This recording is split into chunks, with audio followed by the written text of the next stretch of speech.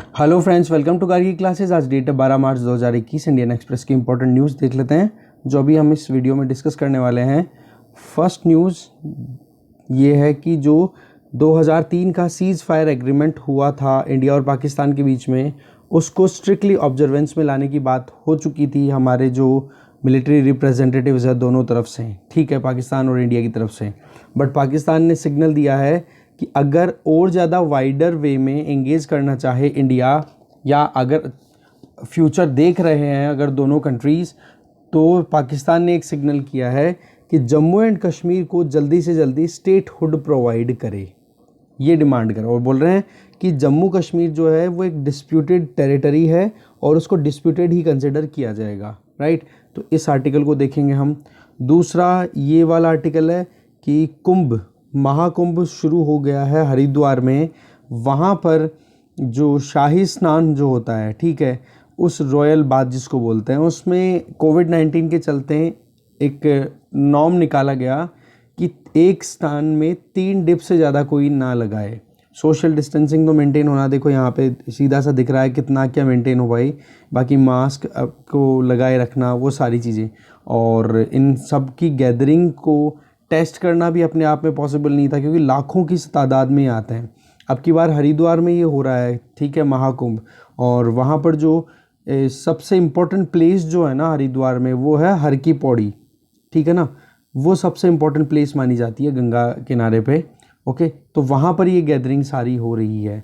तो पार्शली मतलब रैंडम वे में तो फिर भी कोविड रिपोर्ट चेक कर रहे हैं यहाँ है कि, क्योंकि यहाँ पे जो गैदरिंग हुई इसके पहले एक नॉर्म निकाल दिया था कि कोविड-19 टेस्ट जो होता है, RT-PCR जो टेस्ट है, वो उसकी रिपोर्ट अगर नेगेटिव है तो ही आप इस गैदरिंग में पार्टिसिपेट कर सकते हो।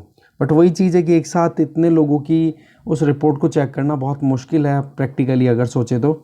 बट फिर भी रैंडम तौर पे वहाँ का एडमिनिस्ट्रेशन ये काम कर रहा है।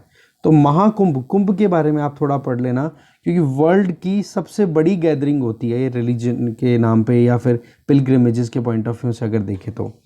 क्वेड में आज हमारे प्राइम मिनिस्टर, जापान के प्राइम मिनिस्टर और ऑस्ट्रेलिया के प्राइम मिनिस्टर, प्लस में जो बाइडन USA के प्रेसिडेंट, ये वर्चुअली एंगेज कर रहे हैं। और इसमें एक मुद्दा हो रहा है, देखो बहुत सारी बातें हमने क्वेड के बारे में डिस्कस कर ली और आपको भी बहुत अच्छे से समझ में आ गया होगा कि क्वेड क्या है, राइट। तो फिलहाल तो क्या है इसमें कि जो अभी रेयर अर्थ मिनरल्स जो है ना, उनकी बात भी की जा रही है, क्योंकि रेयर अर्थ मिनरल्स की सप्लाई चेन की आज बात करें इस अर्थ प्लेनेट पे करंटली, तो 60% सप्लाई चेन में रोल आता है चाइना का। और क्वेड जो है वो चाइना की एग्रेशन को कंट्रोल करने के लिए ही तो कहीं ना कहीं रिवाइवल में आया है 2017 के बाद में, ठीक है ना। तो उस चीज़ को देखते हुए चाइना से ये जो मोनोपोली है या फिर आप कह सकते हो डोमिनेंस है, इसको बैलेंस करना बहुत ज़रूरी है। क्योंकि ये जो रेयर अर्थ मिनरल्स होते हैं ना, ये इलेक्ट्रॉनिक इक्विपमेंट्स, बैटरीज, मतलब फ्यूचर जो है ना ऑटोमोबाइल का या फिर जो भी टेक्नोलॉजी का, वो कहीं ना कहीं रेयर अर्थ मिनरल्स पे डिपेंडेंट है। तो उस पर चाइना की पकड़ बहुत ज़्यादा होने की वजह से कहीं ना कहीं ये भी एक मुद्दा रहेगा इस क्वेड में जो एजेंडा में बातचीत होगी, ठीक है। जो ज़्यादा कुछ है नहीं, जो काम की चीज़ थी वो हमने डिस्कस यहीं कर ली। फिर हम यहाँ पर डिस्कस करेंगे ये वाला आर्टिकल, जिसमें अभी जो स्टेट गवर्नमेंट्स की बजट जो आए हैं, बड़े स्टेट के लगभग 10 से ज़्यादा स्टेट्स ने अपना बजट अभी डिक्लेयर कर दिया है। तो उसमें कैपिटल एक्सपेंडिचर को तो कम कर दिया और सोशल सेक्टर पे उन्होंने खर्चा ज़्यादा किया है। तो देखेंगे वजह क्या है और इसके क्या रेपरकशंस हो सकते हैं, ठीक है। आगे चलते हैं। फिर हम बात करेंगे वर्ल्ड पेज पे कि चाइना की लेजिस्लेचर ने अप्रूवल दे दिया है एक बड़ा डैम बिल्ड करने के लिए ब्रह्मपुत्रा रिवर पे, और वो भी कहाँ पे, तिब्बत वाले रीजन में। तो इसमें क्या है, इंडिया और बांग्लादेश जो कि लोअर राइपेरियन कंट्रीज़ हैं, क्योंकि ओरिजिन हमें पता है कि ब्रह्मपुत्रा का कैलाश मानसरोवर के यहाँ से होता है और फिर वो यरलुंग शेंगपो नाम से ये रिवर फ्लो होती चली जाती है बिल्कुल ईस्ट डायरेक्शन में, ठीक है। फिर उसके बाद में ये एक सेंटेक्शियल बैंड के साथ में टर्न लेती है और इंडिया में एंटर हो जाती है दिहांग नाम से, ठीक है, यरलुंग शेंगपो, और फिर बाद में ये अरुणाचल प्रदेश में दिहांग नाम से एंटर होती है। और फिर जब ये असम के फ्लड प्लेन्स पे उतरती है, जब इसमें दिहांग में दिबांग और लोहित ये रिवर्स और इसको ज्वाइन कर लेती हैं, तो उसके बाद में ये बन जाती है ब्रह्मपुत्रा। और असम में ये ब्रह्मपुत्रा नाम से फ्लो होकर के फिर ये रिवर एंटर हो जाती है कहाँ पे, बांग्लादेश में, और बांग्लादेश में इस रिवर का नाम हो जाता है जमुना। तो ये पूरा सिनेरियो जो है, इसमें मेरा बताने का पॉइंट ये था कि यहाँ पर अरुणाचल प्रदेश में एंटर होने से पहले जो ये रलुंग सेंगपो नाम से इस रिवर का नाम है तिब्बत में, वहीं पे डैमिंग की जाएगी चाइना के द्वारा। तो इससे क्या हो गया, इंडिया को जो पानी की सप्लाई होनी थी वो, और बांग्लादेश को पानी की सप्लाई होनी थी वो, उसमें कहीं ना कहीं रेगुलेशन अपने हाथ में ले लेगा चाइना, पूरी पकड़ अपने हाथ में बना लेगा। तो इनसे इन दोनों कंट्रीज़ को परेशानी है और इन्होंने कंसर्न्स भी जताए हैं। तो एक तो ये चीज़ हो गया ब्रह्मपुत्रा रिवर पर जो अभी डैम बनाने की बात है। एक हमें पता है कि जो चाइना है वो एक कम्युनिस्ट कंट्री है और वहाँ पर अथॉरिटेरियन रिजीम है और कम्युनिस्ट पार्टी ऑफ चाइना इकलौती डोमिनेट करती है वहाँ पे, ठीक है। तो वहाँ पर कोई डेमोक्रेसी तो है नहीं, तो वहाँ पर कोई भी ऑब्जेक्शन भी नहीं हुआ इस पर्टिकुलर मैटर को लेकर के और पास कर दिया गया। अभी चाइना में 14 5 ईयर प्लान को एक्सेप्ट किया गया है क्योंकि वहाँ पर 5 ईयर प्लान चल रहा है, क्योंकि कम्युनिज्म है ना, ठीक है। सोशलिज्म को या सोशलिज्म का जो एक तरीके से जो कम्युनिज्म का जो मेथड है वो यूज़ होता है, जहाँ पे सरकार प्लान के बेसिस पे काम करती है, जो कि हमारी सरकारें भी कर रही थी 2012 के बाद 2017 तक जो 12वां 5 ईयर प्लान चल रहा था वो, ठीक है। तो अभी 14वां 5 ईयर प्लान वहाँ पे एक्सेप्ट हो चुका है और जो चाइना की पार्लियामेंट है उसको बोलते हैं चाइनीज़ पीपल्स लेजिस्लेचर या चाइनीज़ पीपल कांग्रेस, CPC बोल दिया जाता है उसको, ठीक है। तो ये एक मुद्दा है। साथ में जो डिप्लोमेट्स हैं USA के और चाइना के, वो भी अब एंगेज करेंगे, बातचीत करेंगे, अलास्का में मीटिंग होगी। ये खैर इतना काम का नहीं था, बस ये था कि ब्रह्मपुत्रा रिवर पर ये डैम बनाने की कोशिश की जा रही है तिब्बत वाले रीजन में चाइना के द्वारा, इसको अप्रूवल भी मिल गया है। तो ये आर्टिकल अपना यहीं ख़त्म है।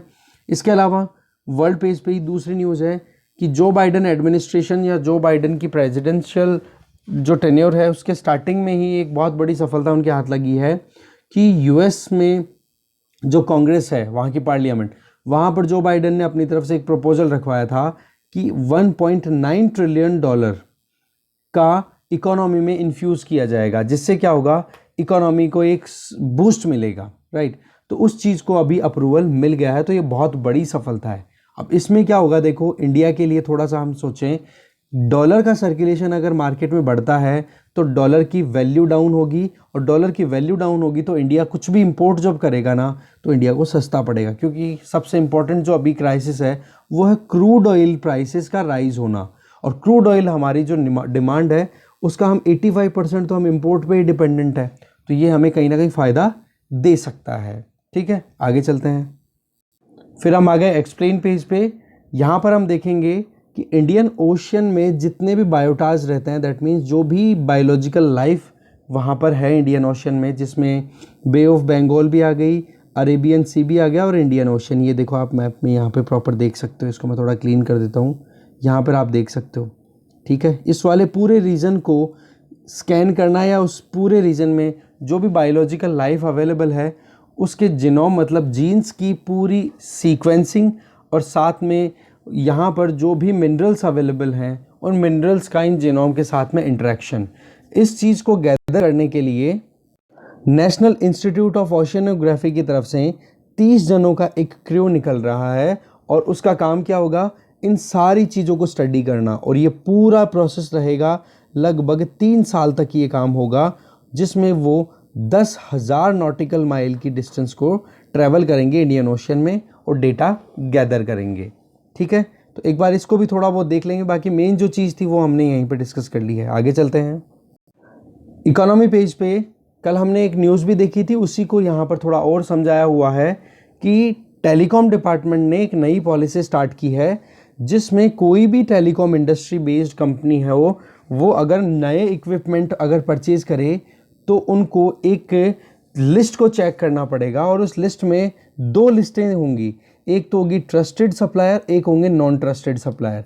ट्रस्टेड वो जिनके साथ में अगर हमारी जो टेलीकॉम कंपनीज अगर कोलैबोरेट करती हैं या उनके इक्विपमेंट यूज़ करती है या उनके इंस्टॉलेशंस को पुट करती है अपने खुद की फैक्ट्रीज़ में या अपने जो भी इंस्ट्रूमेंट्स हैं उनमें, तो रिस्क ना हो तो उनको तो ट्रस्टेड। और जहाँ पर रिस्क रह सकती है, जैसे चाइना जिनके साथ में हमारे कोई जियोपॉलिटिकल टेंशन चल रहे हैं, या फिर वो अपनी खुद की पॉलिटिकल माइलेज को गेन करने के लिए हमारी इन्फॉर्मेशन को एक्सप्लॉइट कर सकते हैं, तो ऐसे कंट्रीज़ की जो कंपनीज़ हैं उनको नॉन ट्रस्टेड में डाला हुआ है, तो मतलब डालने का प्रोविज़न है। तो उन कंपनीज़ को उस लिस्ट को एक बार देखना पड़ेगा, और अगर नॉन ट्रस्टेड वाले में जो कैटेगरी वाली कंपनी से अगर कोई कोलैबोरेट करना चाह रहा है, इक्विपमेंट परचेज करना चाह रहा है, तो उनको प्रायर अप्रूवल लेना पड़ेगा एक कॉम्पिटेंट अथॉरिटी से, राइट। तो देखेंगे इस पूरे आर्टिकल को। दूसरा, आईटी मिनिस्ट्री ने भी साइबर अटैक्स को ध्यान में रखते हुए अलग अलग कंपनियों के साथ में और अलग अलग कंपनियों के साथ में मीटिंग की है, और ये कहा है कि अब बहुत ही स्ट्रॉन्ग रॉबस्ट डिफेंस सिस्टम होना चाहिए इन साइबर अटैक्स को लेकर के, क्योंकि 12 अक्टूबर वाला जो साइबर अटैक था, ठीक है, रेड एको करके एक कंपनी है चाइना की जो स्टेट स्पॉन्सर्ड कंपनी है, राइट, तो उनकी तरफ से अटैक हुआ था, वो देखा, और साथ में बहुत सारे मालवेयर्स का इनका साइबर, देखो इंटरनेट बेस्ड जैसे जैसे सिस्टम बढ़ता चला जाता है तो ये रिस्क तो बनती चली जाएगी, तो रॉबस्टनेस तो हमारे डिफेंस सिस्टम में आनी ही चाहिए, ठीक है। बाकी आर्टिकल में कुछ काम का है नहीं तो डिस्कस नहीं करेंगे। यहाँ पर आप देखोगे ड्रग प्रोक्योरमेंट के लिए ब्लॉकचेन सिस्टम का यूज़ किया जाएगा, तो ब्लॉकचेन क्या होता है वो मैटर करता है, और ये हॉस्पिटल्स में कैसे काम करेगा ये आर्टिकल हम देखेंगे। इसके अलावा नेक्स्ट आर्टिकल है जो वो ये है कि जो कमिटी ऑफ क्रेडिटर्स है वो अगर मतलब कुछ भी डिसीजन देती है, मान लो कोई भी फर्म है उसने उधार लिया था कई क्रेडिटर्स से, कई उधार देने वालों से, पर वो फर्म जो है वो रीपे नहीं कर पाई टाइम पे, तो ऐसे में ये फर्म क्या हो गई, इंसॉल्वेंट।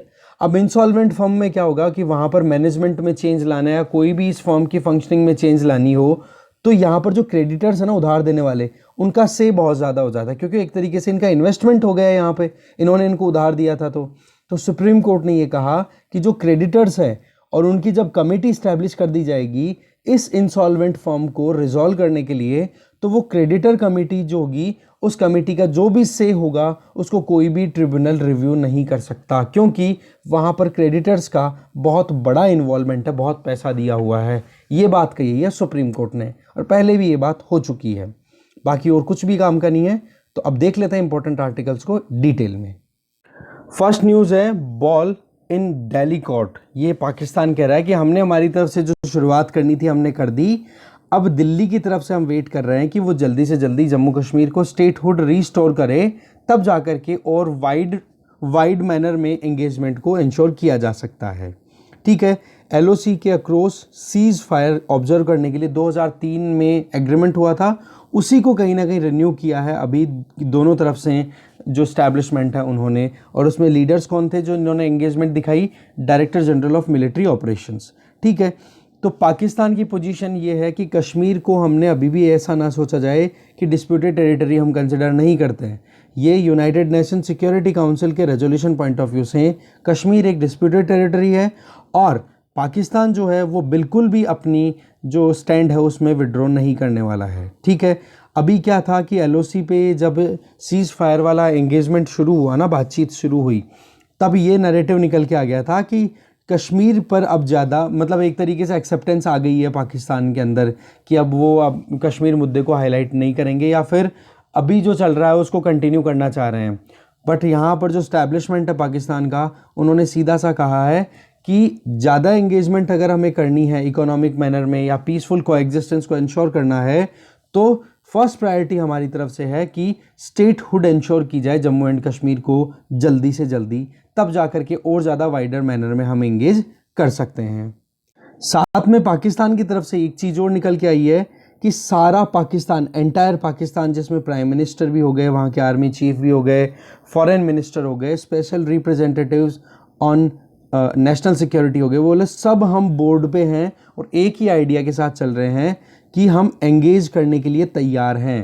पर पहली रिक्वायरमेंट इंडिया के साथ में कि कैसे भी करके पीस को इस्टेब्लिश करना बहुत ज़रूरी है इंडिया के साथ में, और दूसरी चीज़ कि पहले स्टेटहुड रिस्टोर की जाए, और इकोनॉमिक स्टेबिलिटी तभी आ सकती है जब पीस आए।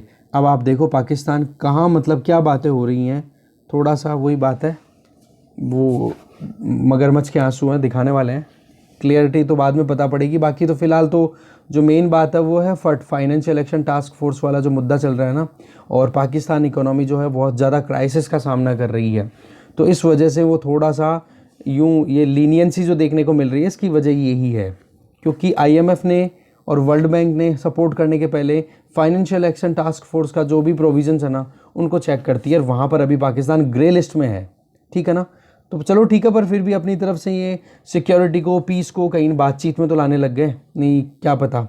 बट वही बात है, देखो कश्मीर मुद्दा तो पाकिस्तान के लिए और इंडिया के लिए टेररिज्म दोनों अपने आप में बहुत सेंसिटिव है। इन दोनों मुद्दों पर जब आउटकम निकलेगा तब जा कर के कुछ सेटलमेंट बैठ पाएगा लॉन्ग टर्म में। आगे चलते हैं। नेक्स्ट आर्टिकल है कि जो स्टेट बजट्स आए हैं अभी, लगभग 10 स्टेट्स ने, अभी 13 स्टेट्स ने, लगभग मेजर स्टेट, बड़े स्टेट्स ने अपने बजट पब्लिश किए हैं। तो उनमें ज़्यादा फोकस किया है सोशल सिक्योरिटी पे और कट किया गया है कैपिटल एक्सपेंडिचर पे, जिनमें ये हैं वो मेन स्टेट्स बिहार, छत्तीसगढ़, गुजरात, राजस्थान, महाराष्ट्र, मध्य प्रदेश, उत्तर प्रदेश, ये सारे। तो अभी बेसिकली इन स्टेट्स में या स्टेट गवर्नमेंट ने क्या फोकस में रखा है कि एक इमीडिएट ट्रिकल डाउन इफेक्ट देखने को मिले, वो काम करे। इमीडिएट ट्रिकल डाउन इफेक्ट का मतलब क्या होता है? ट्रिकल डाउन इफेक्ट का मतलब कि अपर लेवल में, इकोनॉमी में कहीं पर भी अपर लेवल में, हायर लेवल पे कुछ भी एक पॉलिसी इंप्लीमेंट की जाए तो उस पॉलिसी का असर जो है वो लोअर लेवल पर भी हम ऑब्जर्व करें। तो इसको क्या बोलेंगे? ऊपर से नीचे की तरफ फ्लो होने वाले इस इन्फ्लुएंस को ट्रिकल डाउन इफेक्ट, ठीक है। तो ऐसे ही बोला है कि इमीडिएट मतलब जल्दी से जल्दी ट्रिकल डाउन इफेक्ट आ जाए तो उसके लिए काम करें। अब बेसिकली होता क्या है, देखो स्टेट गवर्नमेंट जब पैसा खर्च करती है और दूसरी तरफ सेंट्रल गवर्नमेंट पैसा खर्च करती है, तो इन दोनों में से ज़्यादा जो क्विक रिस्पॉन्स जिसका दिखाई देता है ना ग्राउंड पे, वो आता है स्टेट का, क्योंकि स्टेट सीधा कनेक्टेड है लोगों से। अब सेंटर क्या करता है? फंड जो भी देता है पहले स्टेट गवर्नमेंट के पास आएगा और फिर स्टेट से डिलीवर होगा लोगों के पास में।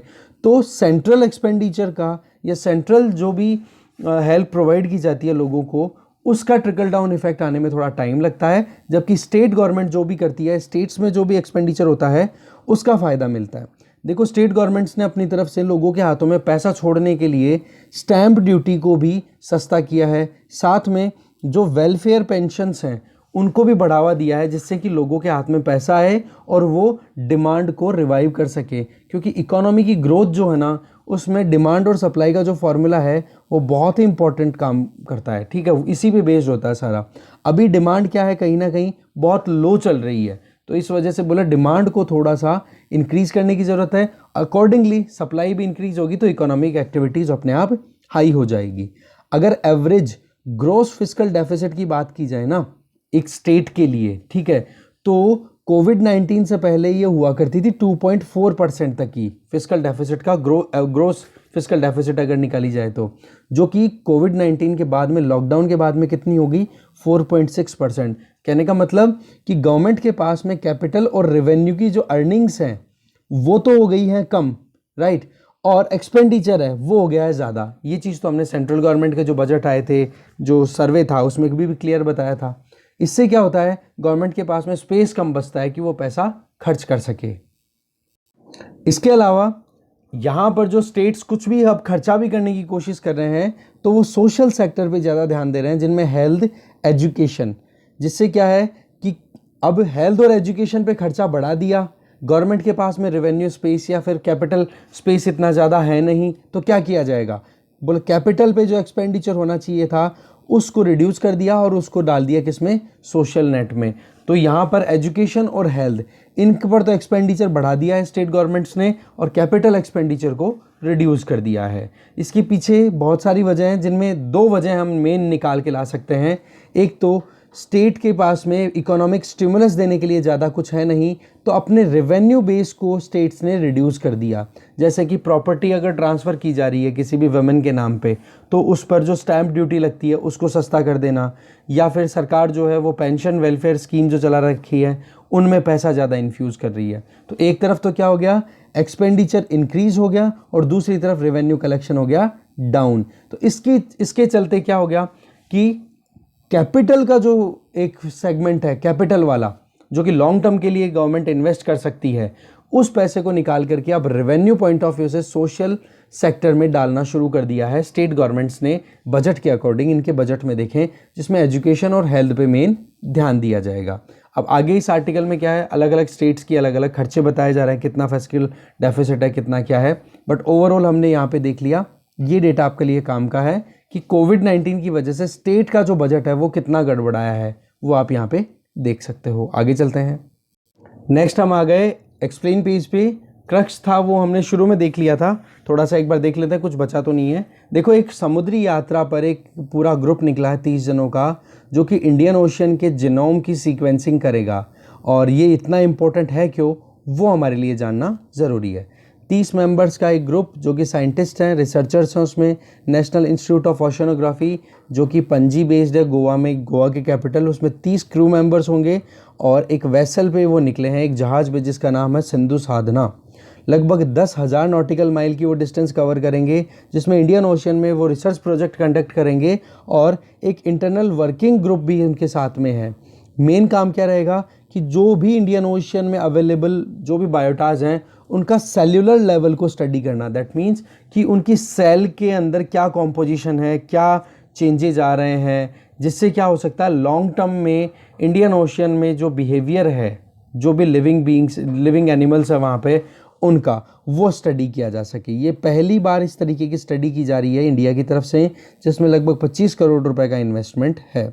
देखो, ये प्रोजेक्ट है किस बारे में, देखो मतलब है क्या ये प्रोजेक्ट। देखो, विशाखापट्टनम से ये थर्सडे को शुरू हो गया, जिसमें 30 बंदे जो हैं साइंटिस्ट निकले हैं, जिसमें 6 महिलाएं भी हैं। और इंडियन ओशन में ये कैसे निकलेंगे, इंडियन ओशन में ऑस्ट्रेलिया की तरफ जाएंगे, फिर उसके बाद में पोर्ट लुई मॉरिशस की तरफ जाएंगे। ये रहेगा इनका रूट, ये वाला आपके साथ समझ रहे हो, ठीक है। विशाखापट्टनम से शुरू होकर और पणजी तक जाएंगे ये, ठीक है। और लगभग इनकी जो स्टडी का जो रहेगा कि कितनी डेप्थ तक वो स्टडी करेंगे, तो वो ओशन लेवल से, जो सी लेवल है ना अपर लेयर, उससे एवरेज 5 किलोमीटर की डेप्थ तक की जो पूरी कॉम्पोजिशन है ओशन की, वो सारी स्टडी करेंगे। साथ में डीएनए, आरएनए, बैक्टीरियाज, माइक्रोब्स, उनके बारे में भी स्टडी की जाएगी।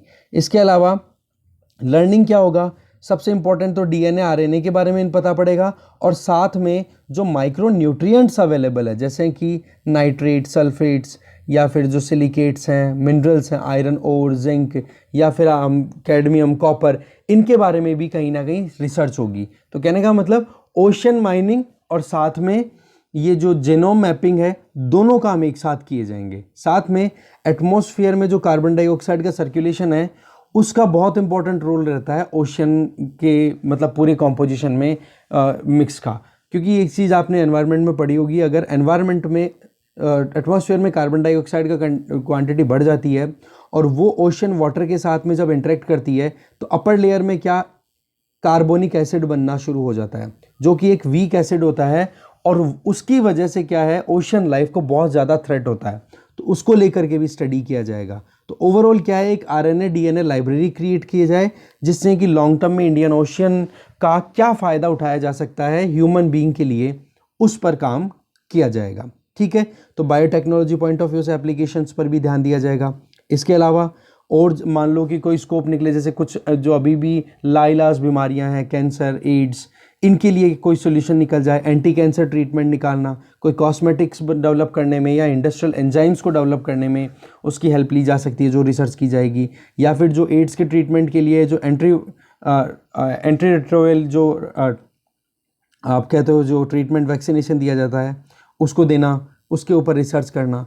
कहने का मतलब जो चीज़ें अभी भी सॉल्व नहीं हो पा रही हैं, उनके लिए कहीं कोई ब्रेक थ्रू मिले, वो है मेन टारगेट यहाँ पर, ठीक है ना। बाकी एटमॉस्फेरिक डिपोजिशन, हाइड्रोथर्मल एक्टिविटीज़ क्या हो रही हैं, कि पानी का जो टेम्परेचर है वो डेप्थ के साथ किस तरीके से वेरी करता है, कॉन्टिनेंटल शेल्फ के साथ में कैसे इंटरेक्ट करता है। ये देखो, अगर आप कॉम्पोजिशन देखो तो कॉन्टिनेंट्स इस तरीके से होते हैं और ये यहाँ पे ओशियंस होते हैं, राइट। तो ये जो पोर्शन होता है जहाँ पे कॉन्टिनेंट धीरे से स्लाइटली मतलब सबमर्ज होते चले जाते हैं ओशंस में, तो ये शुरुआती जो पोर्शन है इसको हम बोलते हैं क्या, कॉन्टिनेंटल शेल्फ। तो यहाँ पर किस तरीके का इंटरेक्शन है, क्या डिपोजिशन हो रहा है, कौन से मिनरल्स आ रहे हैं, वो इंडियन ओशन के बारे में पूरी गैदरिंग की जाएगी। आगे चलते हैं। नेक्स्ट न्यूज़ है, नई पॉलिसी किस तरीके से इम्पैक्ट करेगी कोई भी टेलीकॉम कंपनी अगर परचेज करना चाहे कुछ भी नया माल या नए इक्विपमेंट्स। तो डिपार्टमेंट ऑफ टेलीकम्युनिकेशन ने अपनी तरफ से गाइडलाइंस डिक्लेयर की है, जिसमें एक पैरामीटर बेस्ड ट्रस्टेड और नॉन ट्रस्टेड कैटेगरी में कंपनियों को डाल दिया जाएगा, जिन कंपनियों से अगर कोई भी इक्विपमेंट इंडियन कंपनी परचेज करना चाहे। बेसिकली मुद्दा क्या है, देखो कि बहुत सारे कुछ कंट्रीज ऐसे हैं जिन्होंने टेक्नोलॉजी में बहुत ज़्यादा एडवांसमेंट गेन किया, जिनमें चाइना, यूएस, रशिया, जापान, ये बहुत ही ज़्यादा हैंडफुल हैं, बहुत ज़्यादा पावरफुल हैं इस केस में। तो ये कंट्रीज़ कहीं ना कहीं अपनी खुद की ज़रूरतों के या खुद के टारगेट्स को पूरा करने के लिए खुद के देश में डेवलप हुई टेक्नोलॉजी बेस्ड इक्विपमेंट्स को दूसरे स्टेट्स में, दूसरे कंट्रीज़ को जब सेल आउट करते हैं तो उन इक्विपमेंट्स के थ्रू साइबर जो सिस्टम है या फिर इंटरनेट है उसके थ्रू इंफॉर्मेशन को ये ब्रीच कर सकते हैं, और वो कहीं ना कहीं इंडिया जैसे डेवलपिंग कंट्री के लिए बहुत ज़्यादा रिस्की हो सकता है, क्योंकि हम बहुत ज़्यादा वल्नरेबल हैं, ठीक है, साइबर थ्रेट को लेकर के। तो इस चीज़ को ध्यान में रख करके कि भाई जियोपॉलिटिकल टेंशन को चलते हैं चाइना जैसा कंट्री अगर हमारे यहाँ से इंफॉर्मेशन कोई ले जाए, उड़ा ले जाए, तो उससे तो घाटा कहीं ना कहीं हमें हो सकता है। उस इंफॉर्मेशन का, उस जो भी कंटेंट को कलेक्ट किया है चाइना ने, उसका हमारे अगेंस्ट में यूज़ कर सकता है।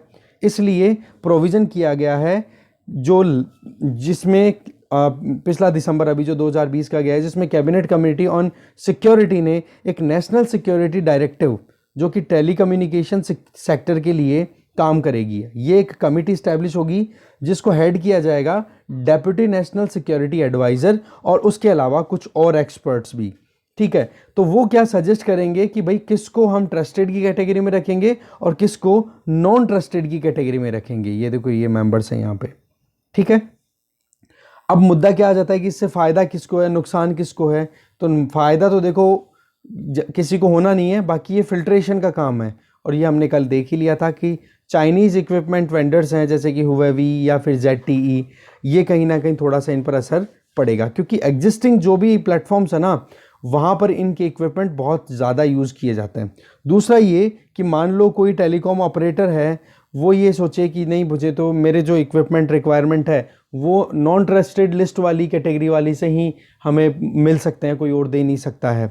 तो उस केस में नेशनल साइबर सिक्योरिटी कोऑर्डिनेटर, ये जो कमेटी है ना, इससे अप्रूवल लेना पड़ेगा कि हाँ ठीक है, आप ले सकते हो या फिर नहीं ले सकते। ओके, आगे चलते हैं।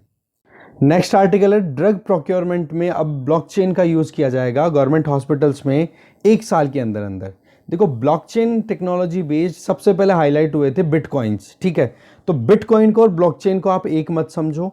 बिटकॉइन तो एक तरीके से नया ही इंडिपेंडेंट सिस्टम लाया गया था, मतलब जो चल भी रहा है अभी बहुत सारे देशों में। हमारे यहाँ तो अभी तक RBI ने अप्रूवल दिया नहीं है, ना गवर्नमेंट ने अभी तक अप्रूवल दिया है, बस केवल स्टडी किया जा रहा है कि इसमें कितनी वल्नरेबिलिटी है। क्योंकि इस केस में क्या होता है, बिटकॉइन वाले केस में या फिर ब्लॉकचेन टेक्नोलॉजी में, कोई भी एक सेंट्रल अथॉरिटी नहीं होती है। अब करेंसी में जब कोई सेंट्रल अथॉरिटी नहीं होगी तो क्या गारंटी है कि कोई बिटकॉइन कितने प्रोड्यूस कर ले। ऐसे तो घर पे ही फिर लोग पैसे प्रिंट करने शुरू कर देंगे, तो वो वाली बात हो गई। दूसरा, बहुत सारे और भी सिक्योरिटी कंसर्न्स हैं, या फिर आप कह सकते हो कि जब कॉमर्स या फिर फाइनेंस के मुद्दे ही डिसेंट्रलाइज्ड हो जाएंगे और स्टेट का, मतलब गवर्नमेंट का कुछ से नहीं होगा, तो उस केस में तो फिर पावर ऑटोमेटिकली डाउन हो जाएगी। आजकल तो जिसके हाथ में पैसा है वही पावरफुल है। तो स्टेट भी कहीं ना कहीं इस चीज़ को लेकर के सोच रहा है। खैर, हम बात करते हैं अभी ब्लॉकचेन की। ब्लॉकचेन बेसिकली एक लेजर टेक्नोलॉजी है। लेजर का मतलब आप बही खाते की बात करते हो। इसमें क्या होता है, एक ओपन एंडेड मैनर में बहुत सारे सर्वर्स होते हैं, बहुत सारे कंप्यूटर्स होते हैं, उन पर एक जैसा प्लेटफॉर्म जो है वो अवेलेबल होता है, और जो भी कंटेंट एक सिस्टम में अपडेट हो रहा है वो सभी सिस्टम में एक साथ अपडेट हो जाएगा। इससे क्या होगा कि यहाँ पर जो यूजर्स हैं उनको पता पड़ जाएगा कि इस वाले सेक्शन में क्या चेंजेज आए हैं। तो रियल टाइम में एक्सेसिबिलिटी इंश्योर करने के लिए ब्लॉकचेन टेक्नोलॉजी बहुत अच्छा काम करती है। और इसी चीज़ को ध्यान में रख करके जो गवर्नमेंट हॉस्पिटल्स हैं वहाँ पर इस ब्लॉकचेन के बेस पे जो मेडिकल सप्लाई, मेडिकल इक्विपमेंट्स है, ड्रग्स हैं, उनकी सप्लाई इंश्योर करने के लिए काम किया जाएगा। देखो, गवर्नमेंट के लिए आप देखोगे अभी फ़िलहाल मार्केट प्लेसेस हैं, ठीक है, गवर्नमेंट मार्केट प्लेसेस, जहाँ पर बल्क में प्रोक्योरमेंट किया जाता है पब्लिक सेक्टर में जो भी फॉर्म्स हैं उनके द्वारा, या फिर जो गवर्नमेंट के एस्टैब्लिशमेंट है उनके द्वारा अलग अलग वेंडर्स से। तो बोलो उसी तरीके से क्या है, एक ओपन मार्केट में, एक ओपन वे में प्रोवाइड करना कि हाँ आप कहाँ से कौन सी ड्रग परचेज कर रहे हो। इसमें एक क्या हो जाएगा कि ड्रग किससे आपने डील की ड्रग परचेज करने की, ठीक है, और उस ड्रग सप्लायर ने ड्रग टाइम पे सप्लाई की या नहीं की, या कोई मिलावट कर दी या कुछ गड़बड़ कर दी, तो उसकी अकाउंटेबिलिटी फिक्स करने में भी प्रॉब्लम नहीं आएगी। तो इन सारी चीज़ों को ध्यान में रखते हुए इस ब्लॉकचेन टेक्नोलॉजी बेस्ड ये बायर और सेलर के बीच में एक इंटरेक्शन, और वो भी कहीं रियल टाइम में, ठीक है ना, कि कोई टेम्परिंग ना हो, कोई क्वालिटी कहीं बिगड़ ना जाए, उसकी अकाउंटेबिलिटी इंश्योर करते हुए। तो ब्लॉकचेन टेक्नोलॉजी के बहुत सारे यूज़ हैं। ओके, तो मोटा मोटा हमारा डिस्कशन यही खत्म है। Thank you very much for watching this video.